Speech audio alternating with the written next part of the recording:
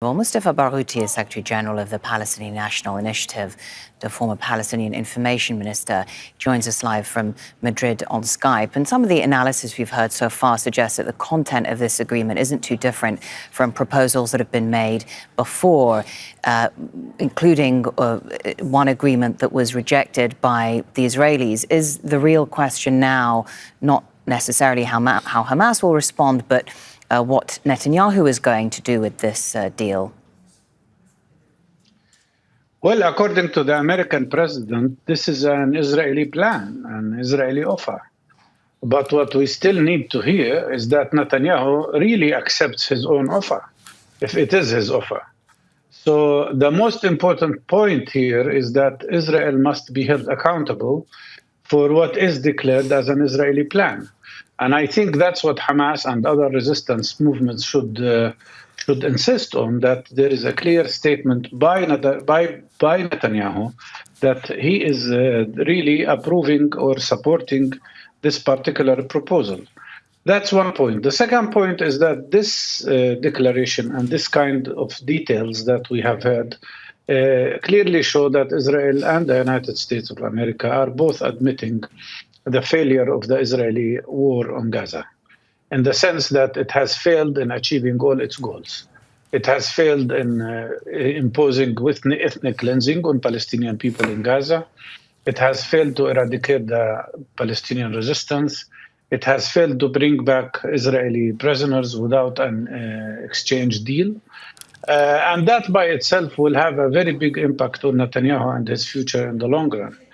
Finally, the most important thing is that to make sure that Netanyahu will not play games again. The fact that Biden decided to declare by himself these points, and clearly he wouldn't have done so if if he didn't receive Israeli approval of it, is his way of besieging, in my opinion, Netanyahu and preventing him from maneuvering again. Everything you've just said about the failure of the war to achieve its objectives, I suppose could also be used as a pretext for Netanyahu to continue the war.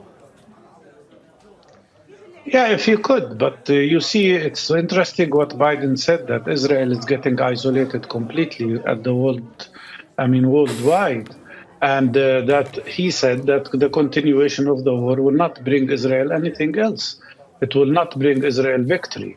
It will not bring Israel more than what they have on the table now. And so, in my opinion, Biden was pressuring Netanyahu to accept the reality, which is that it is impossible to achieve anything more. All that Israel has achieved is killing 46,000 Palestinian civilians, mainly. I mean, if we include the 10,000 people who are decomposing under the rubble, unfortunately. All he has achieved is the destruction of the total infrastructure of Gaza, people's homes, people's houses, causing a lot of pain to Palestinians, and Mustafa, but not achieving any political goal. Very important to, the politics is there, but also to focus on Gaza and the people inside who've been through an unbearable 8 months, but this after decades of a blockade and a siege in any case. Do you see any path for this agreement to make life easier for them? Because, as you say, Gaza is now uninhabitable. For sure, if this plan is implemented, if Netanyahu stops his war and removes his army from Gaza, and if the American president fulfills his promise that there will be a sufficient supply of humanitarian aid, and most important, the beginning of reconstruction of Gaza, I think this will relieve, of course, some of the pain. Some of the pain will never go away. Those who lost their fathers, their mothers, their children, their wives, their husbands, of course, these are wounds that will never heal. But at least the suffering could stop, and no more people would be killed.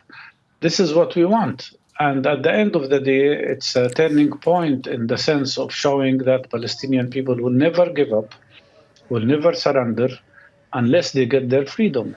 And that applies not only to what's happening in the Gaza Strip, but also what's happening in the West Bank, and to Palestinian people in general. Thank you very much, Secretary General of the Palestinian National Initiative and former Information Minister Mustafa Barghouti speaking to us. Let's get more on the announcement. Make sure to subscribe to our channel to get the latest news from Al Jazeera.